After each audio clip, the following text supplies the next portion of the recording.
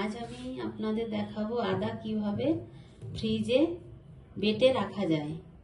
আমি প্রথমে আদাটার খোসাগুলো ছাড়িয়ে নেব, তারপর ছোট ছোট টুকরো টুকরো করে কেটে নেব। আমি আদাটা ধুয়ে ছোট ছোট টুকরো টুকরো করে কেটে নিয়েছি। এবার একটা মিক্সিং জারে নিয়ে নেব।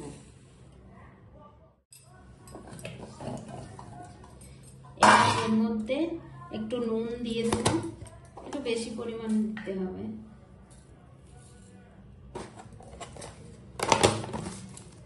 আর একটু সর্ষের তেল দিয়ে দেব, আর একটু জল দিয়ে দেব। আমি বেটে নেব।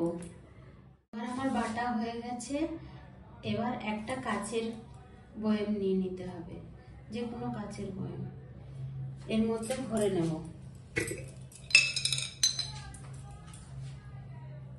এটা 1 মাস পর্যন্ত ভালো থাকবে।